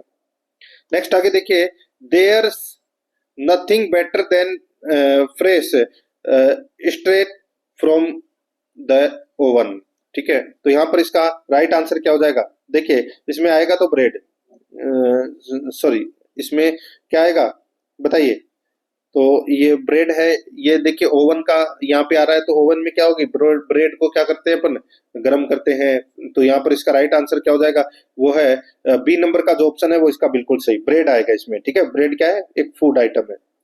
नेक्स्ट आगे देखिए यहाँ पे 96 नंबर प्रश्न है, select the correct indirect from of the given sentence. यहाँ पर देखिए, father said to Kavita switch off the light before you go to sleep. Father said to Kavita switch off the light before you go to sleep. तो यहाँ पर इसका जो right answer हो जाएगा वो है दोस्तों इसमें कौन सा, तो दोस्तों इसमें हो जाएगा, देखिए father told Kavita to switch off the light before she went to sleep. तो यहाँ पर इसमें डी नंबर का ऑप्शन बिल्कुल सही उत्तर हो जाएगा। आगे देखिए दोस्तों, देखिए देखिए इसके लिए अपने को हिंदी परिभाषिक शब्द है वो बताना है। ठीक है, तो यहाँ पर देखिए मोर्टगेज, मोर्टगेज को दोस्तों हिंदी में क्या कहते हैं, तो दोस्तों इसको बोलते हैं गिरवी, यानी कि ऋण के बदले संपत्ति गिरवी रखते हैं ना, वो वाला। तो यहाँ पर इसमें ए नंबर का ऑप्शन बिल्कुल सही उत्तर हो जाएगा। आगे देखिए translate into Hindi in correct order. तो यहाँ पर देखिए नोटिफिकेशन, टेंडर, प्रोविजन और एडहोक, बताइए। तो यहाँ पर इसका राइट आंसर क्या हो जाएगा, एडहोक का मतलब तो दोस्तों तदर्थ होता है, सभी को पता है। नोटिफिकेशन का मतलब अधिसूचना होता है, टेंडर का मतलब निविदा होता है, और प्रोबेशन का मतलब होता है परिवीक्षाधीन। ठीक है, तो यहाँ पर इसमें राइट आंसर क्या हो जाएगा दोस्तों, डी नंबर का जो ऑप्शन है वो इसका बिल्कुल सही उत्तर हो जाएगा। यहाँ पे अधिसूचना, निविदा, परिवीक्षाधीन और तदर्थ। आगे देखिए रेखा गुप्ता दिल्ली की नई मुख्यमंत्री है, इसका इंग्लिश रूपांतरण क्या करना है, तो दोस्तों देखिए नई मुख्यमंत्री, न्यू चीफ मिनिस्टर, दिल्ली का ऑफ दिल्ली हो जाएगा। तो यहाँ पर इसका राइट आंसर हो जाएगा Rekha Gupta is the new chief minister of Delhi. यहाँ पर इसमें बी नंबर का जो ऑप्शन है वो इसका बिल्कुल सही उत्तर इसमें हो जाएगा। आगे देखिए दोस्तों, यहाँ पे 100 नंबर का प्रश्न है, my sisters painting were at the national event. My sisters painting were at the national events. तो यहाँ पर इसका राइट आंसर क्या हो जाएगा, वो है दोस्तों बताइए। तो यहाँ पर है दोस्तों, इसके अंदर है ऑन डिस्प्ले का प्रयोग होगा दोस्तों। ठीक है, on display, on display eight the national event. तो यहाँ पर इसमें सी नंबर का ऑप्शन बिल्कुल सही। आगे देखिए, देखिए Kamal found 500 rupees note under the pillow, यानी कि तकिए के नीचे दोस्तों उसको क्या मिला, 500 का नोट मिला। तो यहाँ पर इसका राइट आंसर क्या हो जाएगा दोस्तों, यहाँ पर ए 500। तो यहाँ पर इसमें दोस्तों बी नंबर का जो ऑप्शन है वो इसका बिल्कुल सही उत्तर हो जाएगा, याद रखें। नेक्स्ट आगे देखिए, यहाँ पे Saurav normally have ghee with his breakfast. दोस्तों सौरव है वो नाश्ते में जनरली घी का प्रयोग करता है ब्रेकफास्ट में। तो यहाँ पर इसका राइट आंसर क्या हो जाएगा, तो दोस्तों सम का प्रयोग होगा, सम घी। क्या हो जाएगा, सम घी का प्रयोग होगा, क्योंकि सम का प्रयोग है वो अनकाउंटेबल नाउन के लिए किया जाता है।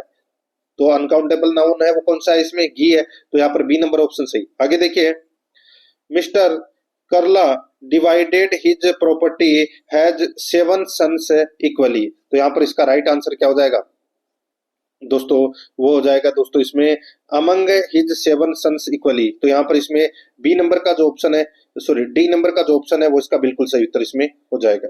आगे देखिए 104 नंबर का प्रश्न है, choose the sentence with correct punctuation. दोस्तों अपने को बताना है कि कौन सा कोमा वगैरह, कोई कैपिटल अक्षर है या कोई स्मॉल अक्षर है, वो सही तरीके से लिखा हुआ है कि नहीं लिखा हुआ, कौन से ऑप्शन में है ऐसा। तो दोस्तों इसमें देखिए I love reading novels she said. तो यहाँ पर जो कोमा वोमा लगा हुआ है ना, ये सब सही लगे हुए हैं इसमें। यहाँ पर ए नंबर का ऑप्शन बिल्कुल सही उत्तर हो जाएगा। नेक्स्ट आगे देखिए, यहाँ पे 105 नंबर प्रश्न है, choose the correct interrogative from of the given sentence. यहाँ पर देखिए Bhuvnesh must submit the report by tomorrow. Bhuvnesh must submit the report by tomorrow. तो यहाँ पर इसका राइट आंसर क्या हो जाएगा, वो हो जाएगा दोस्तों यहाँ पर है, देखिए must Bhuvnesh submit the report by tomorrow. तो यहाँ पर सी नंबर का जो ऑप्शन है वो इसका बिल्कुल सही उत्तर इसमें हो जाएगा। अब दोस्तों यहाँ पर देखिए अपन गणित के जो 15 प्रश्न है वो करेंगे, गणित के भी 15 प्रश्न है वो यहाँ पर करेंगे। ठीक है दोस्तों, अब देखिए इसमें 15 प्रश्न गणित से संबंधित। 106 नंबर का प्रश्न है, इसमें देखिए सरल ब्याज से किसी धन में 8 वर्ष में 80% की वृद्धि होती है। 14 वर्ष का 3 वर्ष बाद समान प्रतिवर्ष चक्रवर्ती ब्याज से चक्रवर्ती ब्याज है वो क्या होगा, बताइए। अच्छा प्रश्न है। यहाँ पर दोस्तों पूछा गया है कि सरल ब्याज से किसी धन में 8 वर्ष में 80% की वृद्धि होती है। सीधा सा है भाई, 10% दर हो जाएगी 1 साल की, ठीक है। और देखिए 14,000 का 3 वर्ष बाद समान प्रतिवर्ष चक्रवर्ती ब्याज दर से चक्रवर्ती ब्याज है वो क्या होगा। दोस्तों अभी मैंने आपको बताया था कि भाई वही 10% का अगर अपन निकालें तो दोस्तों देखिए ये अपना 14,000 है, ठीक है। 80 का दोस्तों साधारण ब्याज कितना हो जाएगा 8 वर्ष का, तो दोस्तों 10% हो जाएगा, ठीक है। तो यहाँ पर 14,000 इंटू 10/100, ठीक है। तो आप एक तो ऐसे कर सकते हैं या आप ऐसे भी कर सकते हैं 110 इंटू 110/100 इंटू 110, ठीक है। ये ऐसे भी कर सकते हैं 14,000 इंटू 110/100, तो ये देखिए 0 से 0 कट गया, इससे 0 से इस 0 कट गया, इस 0 से इस 0 कट गया, यानी कि अपन इसको ऐसे लिख सकते हैं 14,000 इंटू 11/10 इंटू 11/10 इंटू 11/10, ठीक है। इसको अपन ऐसे लिख सकते हैं, बिल्कुल लिख सकते हैं। तो यहाँ पर इसका राइट आंसर क्या हो जाएगा, देखिए 11 इंटू 11, ठीक है, 11 इंटू 11 इंटू 11, ठीक है, बटे दोस्तों 10 इंटू 10 इंटू 10, यानी कि ये कितने हो गए, नीचे तो हो गए दोस्तों यहाँ पे 1000, और यहाँ पे 11 का स्क्वायर कितना होता है दोस्तों 121 को दोस्तों 11 से मल्टीप्लाई कर लीजिए, ठीक है। तो यहाँ पे 1300 कुछ आ जाएगा। तो यहाँ पे 14,000 इंटू 1300 कुछ बटे 1000, तो यहाँ पे 4634 इसका राइट आंसर हो जाएगा। बी नंबर का ऑप्शन बिल्कुल सही। आगे देखिए कोई धनराशि 8 वर्षों में स्वयं की तिगुनी हो जाती है। 8 वर्षों में कोई धनराशि स्वयं की कितनी हो जाती है, 3 गुनी हो जाती है, ठीक है। धनराशि कितने वर्षों में स्वयं की 5 गुना होगी, जबकि ब्याज दर है वो साधारण है। यानी कि कोई राशि है जैसे कि 100 रुपए है, ठीक है, ये 8 वर्षों में कितनी हो रही है, तिगुनी हो रही है, यानी कि 300 8 वर्षों में हो रही है। यानी कि दोस्तों 4 वर्ष में क्या हो रही है, 1 गुना, और 8 वर्ष में 2 गुना। तो यहाँ पर क्या पूछा है कि स्वयं की 5 गुना, स्वयं की 5 गुना। तो दोस्तों देखिए 8 वर्ष में 2 गुना, और 12 वर्ष में ये 3 गुना, और 16 वर्ष में ये 4 गुना, और एक पहले खुद है, ठीक है। तो कितनी हो गई टोटल, तो दोस्तों 16 वर्ष में ये 5 गुना हो जाएगी। 4 गुना तो वैसे ब्याज से हो जाएगी, और 1 गुना वो खुद है पहले से ही। तो यहाँ पर इसमें राइट आंसर हो जाएगा 16 वर्ष। आगे देखिए 4800 रुपए की राशि पर 5% वार्षिक साधारण ब्याज की दर से वर्षों में ब्याज की राशि होगी। वर्षों में ब्याज की राशि है वो कितनी होगी, 4800 रुपए की राशि पर 5% साधारण ब्याज की दर से। भाई 4800 का 5% निकाल लिए, 4800 बटे 4800 इंटू 5 बटे 100, 2 जीरो से 2 जीरो कट गए। अब यहाँ पे 48 इंटू 5 कर लीजिए, ठीक है। तो यहाँ पे देखिए 4800 की राशि पर 5% वार्षिक साधारण ब्याज की दर से वर्षों में ब्याज की राशि होगी। तो यहाँ पे वर्षों का लिखा नहीं दे रखा, ठीक है। तो यहाँ पे जैसे कि मैं आपको समय बताऊं तो यहाँ पे 2 सही 1/2 कर लेना, ठीक है। यानी कि 2 सही 1/2 वर्षों में ये ब्याज की राशि कितनी होगी, तो 48 इंटू 5, ठीक है। तो 48 इंटू 5 करोगे तो उसको दोस्तों 2.5 से मल्टीप्लाई और कर देना, तो आपका राइट आंसर निकल कर आ जाएगा दोस्तों 600, ठीक है। यहाँ पर सी नंबर का ऑप्शन बिल्कुल सही, साधारण ब्याज ही तो है, ये तो अपना 1 साल का निकल जाएगा, ठीक है। और 1 साल का और जोड़ दीजिए उसमें, और फिर आधे साल का और जोड़ दीजिए, तो यहाँ पर इसमें सी नंबर ऑप्शन सही। आगे देखिए यदि m का 10% n के 20% के बराबर है तो m अनुपात n ज्ञात कीजिए। दोस्तों यहाँ पे देखिए सीधा सा पूछा गया है कि m का 10% n के 20% के बराबर है, तो यहाँ पर m इंटू 10/100 बराबर n इंटू 20/100, ठीक है। तो यहाँ पर क्या निकल कर आ जाएगा दोस्तों, यहाँ पे निकल कर आ जाएगा 10m बराबर 20n। ठीक है, तो यहाँ पर क्या हो जाएगा दोस्तों, सीधा सा 2:1। तो यहाँ पर m और n का अनुपात निकल कर आ जाएगा दोस्तों 2:1। यहाँ पर इसमें बी नंबर का ऑप्शन बिल्कुल सही। आगे देखिए, यदि x का 48% y के 80% के बराबर है तब x और y अनुपात में है। दोस्तों वही अब जैसे मैंने अभी बताया वैसे ही करना है। यदि x का दोस्तों 48%, ठीक है, बराबर y का दोस्तों 80%, तो 80/100 अपन ऐसे लिख सकते हैं इसको। ठीक है, अब दोस्तों यहाँ पर देखिए x बटा y बराबर क्या हो जाएगा, तो दोस्तों 80/48 हो जाएगा।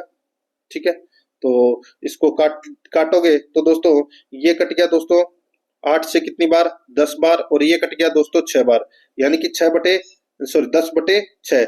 अब ये 2 से कट रहा है तो ये 5 बार कट गया और ये 3 बार, यानी कि 5:3 इसका राइट आंसर हो जाएगा। 5:3, यानी कि डी नंबर का ऑप्शन बिल्कुल सही। आगे देखिए, एक परीक्षा में 90% छात्र उत्तीर्ण हुए और 600 छात्र है वो अनितीर्ण हुए, यानी कि 10% बराबर कितना हो गया, 10% बराबर 600 हो गया। तो दोस्तों 100% बराबर कितना हुआ, 600 इंटू 10 कर लीजिए, 6000। इसका राइट आंसर हो जाएगा ए नंबर ऑप्शन सही। नेक्स्ट आगे देखिए, एक कूलर का मूल्य 8400 रुपए है यदि लाभ प्रतिशत 26% है। ठीक है, तो विक्रय मूल्य ज्ञात करना है, तो सीधा सब 8400 इंटू 126/100 ये कर दीजिए। ठीक है, इसका राइट आंसर निकल कर आ जाएगा दोस्तों। देखिए 2 जीरो से 2 जीरो कट गए, 84 इंटू 126 करोगे तो दोस्तों 10,584 आ जाएगा। ये विक्रय मूल्य हो जाएगा। यहाँ पर सी नंबर का ऑप्शन बिल्कुल सही। आगे देखिए, एक मोटरसाइकिल को 22,600 रुपए में बेचने पर एक व्यक्ति को 13% का लाभ होता है। उसे कुल कितने रुपए का लाभ होता है, तो उसे कुल कितने रुपए का लाभ होता है वो अपने को यहाँ पर बताना है।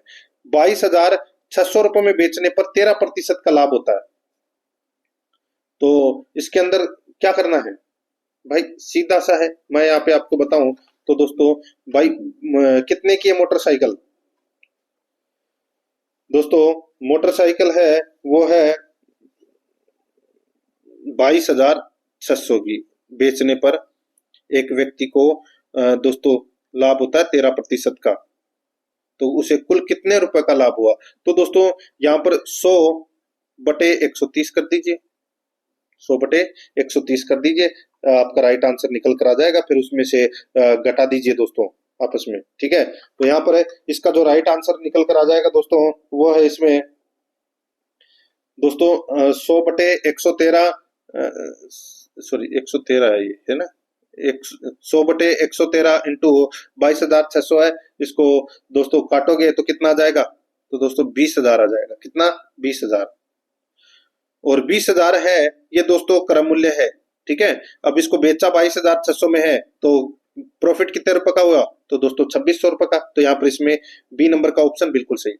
आगे देखिए, एक कैंप में भाग ले रहे लड़कों की औसत आयु 16 वर्ष और लड़कियों की औसत आयु 13 वर्ष है। ठीक है, यदि कैंप में भाग ले रहे लड़कों और लड़कियों की औसत आयु का अनुपात 2:3 है तो सभी प्रतिभागियों की औसत आयु वर्ष में कितनी है। तो दोस्तों यहाँ पर देखिए 2:3 दे रखा है, तो लड़कों का दे रखा अनुपात कितना, 2, तो 16 इंटू 2 कर लीजिए, कितना हो जाएगा 32, और लड़की का कितना दे रखा है 13 इंटू 3। ठीक है, 13 इंटू 3 कितना हो जाएगा, 13 39, यानी कि 32 और 39 हो गया, और अनुपातों का योग कितना हो गया दोस्तों 5। तो यहाँ पे 32 और 39 कितने होते हैं 71, और अनुपातों का योग कितना हो गया 5। तो यहाँ पे 71 में 5 का भाग दे दीजिए, राइट आंसर निकल कर आ जाएगा आपका कितना 14.2 वर्ष। यहाँ पर डी नंबर का ऑप्शन बिल्कुल सही। आगे देखिए, यदि 9x x समानुपात में है तो x का मान है वो ज्ञात कीजिए। तो अपने को क्या करना है, x का मान है वो ज्ञात करना है। दोस्तों इसमें देखिए, इसको अपन ऐसे लिख सकते हैं 9:x समानुपात x अनुपात 49। ठीक है, तो यहाँ पर दोस्तों क्या हो जाएगा, x² बराबर 9 इंटू गुणनचास, ठीक है, 9 इंटू गुणनचास एक्स स्क्वायर। तो ये तो दोस्तों किसका स्क्वायर होगा, 3 का, और ये हो गया कितना, 7 का स्क्वायर। तो 3 इंटू 7 कितना हो जाएगा, 21। तो यहाँ पर इसमें राइट आंसर क्या क्या हो जाएगा, बी नंबर ऑप्शन सही। आगे देखिए 116 नंबर का प्रश्न है, वो बड़ी से बड़ी संख्या बताए जिससे संख्या 200 और 432 को विभाजित करने पर क्रमशः 2 और 3 शेष रहे। बताइए दोस्तों, यहाँ पर देखिए जिससे संख्या 200 और 432 को विभाजित करने पर क्रमशः 2 और 3 है वो शेष रहे। दोस्तों सीधा सा मैं आपको बोलूं, 200 में से 2 घटा दीजिए, कितना बचेगा, 198, और 432 में से दोस्तों 3 घटा दीजिए, कितना बचेगा दोस्तों, 429 बचेगा, ठीक है। और इनका मैसअप निकाल लीजिए दोस्तों, ठीक है, इनका मैसअप निकलेगा दोस्तों 33। तो यहाँ पर इसका राइट आंसर हो जाएगा सी नंबर का ऑप्शन बिल्कुल सही।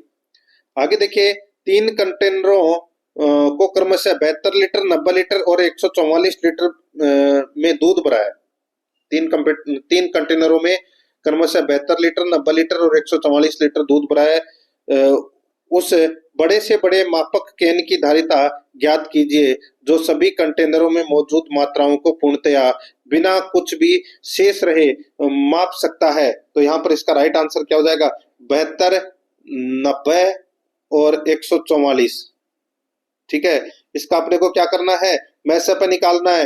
तो दोस्तों क्या मैसअप निकलेगा, 18, 18 में दोस्तों सबका भाग जा रहा है ना, बिल्कुल जा रहा है। तो यहाँ पे 18 लीटर इसका राइट आंसर इसमें हो जाएगा। अब दोस्तों यहाँ पर देखिए 118 से 120% तक अपने को पाई चार्ट के माध्यम से उत्तर बताना है। देखिए यह पाई चार्ट पिता की वसीयत के अनुसार उनके 7 बच्चों के बीच किए गए संपत्ति का विवरण दर्शाता है। इस आरेख का अध्ययन करें और निम्नलिखित प्रश्नों का उत्तर दें। ये देखिए डायग्राम मैंने तीनों प्रश्नों के अंदर है वो दे दिए हैं। 118 नंबर प्रश्न, इसमें देखिए वसीयत के अनुसार किस संतान को संपत्ति का सबसे कम हिस्सा मिला, किस संतान को संपत्ति का सबसे कम हिस्सा मिला, तो वो मिला दोस्तों किसको, तो वो देखिए सबसे कम हिस्सा देखिए किसमें है, डायग्राम में देखिए सबसे कम हिस्सा दोस्तों सी का है। किसका है, सी का 20, ठीक है। और बाकी सबसे किसी के 30 है, किसी के 60 है, किसी के 40 है, किसी के 50 है, 20 सी का है। तो यहाँ पर इसमें ए नंबर ऑप्शन बिल्कुल सही उत्तर हो जाएगा। आगे देखिए पिता की कुल संपत्ति लाख रुपए में क्या है जिसे वसीयत के अनुसार वितरित किया गया है। पिता की संपत्ति यानी कि पिता की कुल संपत्ति क्या है जिसे वसीयत के अनुसार विपरीत किया गया है या वितरित किया गया है। तो दोस्तों देखिए यहाँ पे जोड़ लीजिए 60 और 30 कितने होते हैं, 90, 90 और 20 कितने होते हैं दोस्तों 110, 110 और 60 कितने होते हैं 170, 170 और 40 कितने होते हैं दोस्तों 210, 210 और 40 कितने होते हैं 250, 250 और 50 कितने होते हैं दोस्तों 300। तो यहाँ पर इसका राइट आंसर क्या हो जाएगा 300। तो यहाँ पर ए नंबर का ऑप्शन बिल्कुल सही 300 लाख। आगे देखिए 120 नंबर का प्रश्न है, डी को जितना हिस्सा मिला है उस धन के हिस्से का प्रतिनिधित्व करने वाले क्षेत्र के केंद्रीय कोण की माप डिग्री है। डी को जितना हिस्सा मिला है उस धन के हिस्से का प्रतिनिधित्व करने वाले क्षेत्र के केंद्रीय कोण की माप डिग्री है, वो बताना है।